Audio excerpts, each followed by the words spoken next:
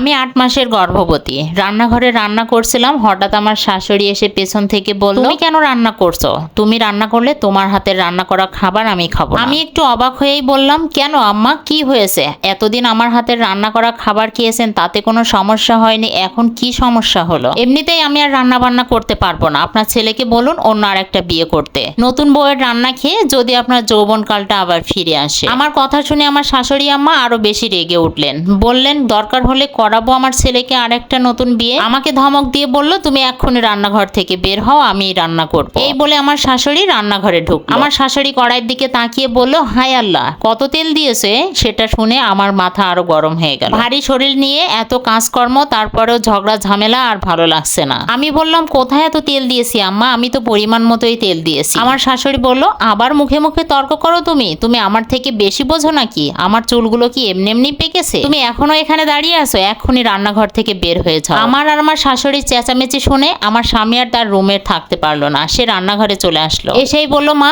তুমি এই অবস্থায় ওর সাথে এইভাবে চেঁচামেচি করে কথা বলছো কেন? আমার শাশুড়ি মা কিছু বলার আগেই আমি বললাম, তোমার মার আর এখন আর আমার হাতের রান্না ভালো লাগে না, এখন তার নতুন বউয়ের হাতের রান্না খাবে। তুমি আরেকটা বিয়ে করে তাকে নতুন বউ এনে দাও, তারও শান্তি আমারও শান্তি। এই কথা বলে আমি আমার রুমে চলে আসলাম, সাথে সাথে আমার স্বামীও রুমে চলে আসলো। রুমে এসে শরীরটা খুব খারাপ লাগছে, মেজাজটা একদম খিটখিটে লাগছে। ভেবেছিলাম রান্নাটা শেষ করে একটু বিশ্রাম নেব, কিন্তু তার আগে শাশুড়ির এমন আচরণে আমার মনটা খুব খারাপ হয়ে গেল। কিছুক্ষণ পর আমার স্বামী তার মায়ের রুমে গেল, তার মায়ের দিকে অসহায় দৃষ্টিতে তাকিয়ে বলল, মা তুমি ওর সাথে কেন এমন করো? তুমি তো জানো মা, ওকে কিছু বললে ও একটু বেশি কষ্ট পায়, আর এই অবস্থায় যদি কিছু বলো তাহলে তো বাচ্চারই সমস্যা হবে। হ্যাঁ, এই অবস্থায় আমি কিছু বললেই দোষ, আর তোর বউ যে এই ভারী শরীর নিয়ে, অসুস্থ শরীর নিয়ে রান্না করছে। আমার শাশুড়ির এমন কথা শুনে আমার স্বামী কাঁপা কাঁপা কণ্ঠে বলল, এসব কি বলছো মা? তুই দেখেছিস ভারী শরীরটা নিয়ে মেয়েটা কত কষ্ট করছে? নিজেই তো হাঁটতে পারে না ভারী শরীরটা নিয়ে, এই অবস্থায় আবার গিয়েছে রান্নাঘরে রান্না করতে। আমি সোজাভাবে বললেই তো আমার কোনো কথাই শোনে না, তাই আমি একটু বকা দিয়ে বলেছি যেন সে রান্না না করে, এতেই তো সে রেগে মেগে অস্থির। আমি যে ওর কতটা ভালো চাই সেটা কি ও বোঝে?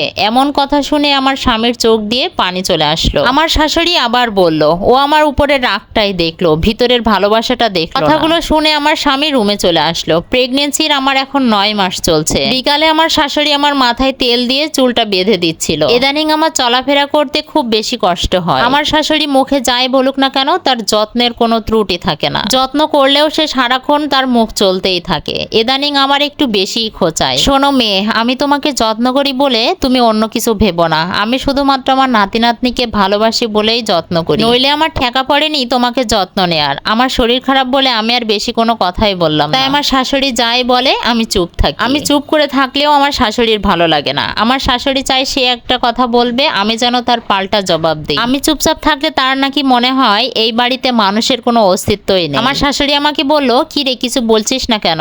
তখন আমি বললাম, আপনি হচ্ছে ব্রিটিশ শাশুড়ি। আমার শাশুড়ি বলল, কি রে সেটা আবার? ব্রিটিশরা আমাদের দেশ শাসন করতে এসে সবকিছু নিয়ে গেছে, কিন্তু আপনাকে নিয়ে যেতেই ভুলে গেছে তারা। আমার শাশুড়ি বলল, ও আমি তাহলে ব্রিটিশ মহিলা, তুই হচ্ছে বাংলাদেশি মহিলা, তোর সাথে কথা বলাটাই আমার ভুল। এই কথাটা বলে আমার শাশুড়ি তার রুমে চলে গেল। পরদিন সকালে আমার পেন ওঠে, আমার চিল্লাপাল্লাতে আমার স্বামীর ঘুম ভেঙে যায়। আমার শাশুড়ি তখন নামাজ পড়ে আবার ঘুমোতে যাচ্ছে, তখন আমার চিৎকার শুনে তার বুকের ভেতরটা ধপ করে ওঠে। আমার শাশুড়ি দৌড়ে আমাদের রুমে চলে আসে, এসে দেখে তার ছেলে আমাকে বলছে যে, কি হয়েছে তোমার, কি হচ্ছে তোমার, বলো আমাকে বলো। তখন আমার শাশুড়ি তার বুকের মধ্যে আমাকে জড়িয়ে ধরে। আমি তখন ফুপিয়ে ফুপিয়ে মা মা বলে কেঁদে উঠলাম। আমার শাশুড়ি তখন আমার হাজবেন্ডকে বলছে, হারামজাদা তুই এখানে বসে বসে কিরে কিরে না করে তাড়াতাড়ি ডাক্তারের কাছে নিয়ে যাওয়ার ব্যবস্থা কর, এমন কষ্ট দেখলেই তো বোঝা যায় পেন উঠেছে। আমার এই অবস্থা দেখে আমার শাশুড়ি একদম দিশেহারা হয়ে গেল। এর জন্য আমার স্বামীকে 2-5টা কথা শুনিয়ে দিল। তাড়াতাড়ি আমার স্বামী গিয়ে গাড়ি ডেকে নিয়ে আসলো। আমার শাশুড়ির শরীরটা খুব খারাপ ছিল,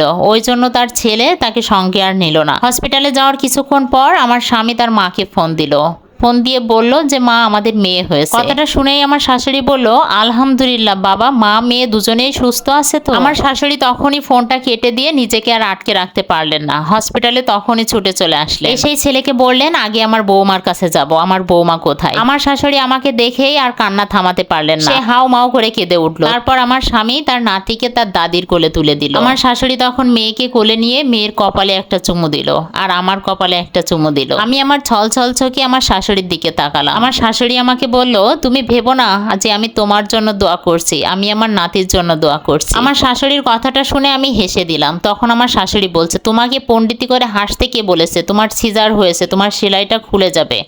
তখন আমার স্বামীকে বলছে, তোর বউকে বল সাবধান হয়ে যেতে, এবার যেন বাড়িতে গিয়া তো পণ্ডিতি করে কাজ না করতে যায়, 6 মাস পর্যন্ত যেন কোনো ভারী কাজ না করে, খাওয়া দাওয়া যেন একদম ত্রুটি না হয়। আর আমার নাতিনের কথা, ওর জন্য একদমই চিন্তা করতে হবে না, ওর জন্য তো আমিই আছি। তোর বউকে সাবধান করে দে, ও যেন ওর নিজের প্রতি কোনো অবহেলা না করে। কথাগুলো শুনে আমি আর আমার স্বামী মুচকি হাসছিল, আর আমার শাশুড়ি ওদিক ফিরে হাসছিল। গল্পটা এক আপুর লাইভ থেকে নেওয়া।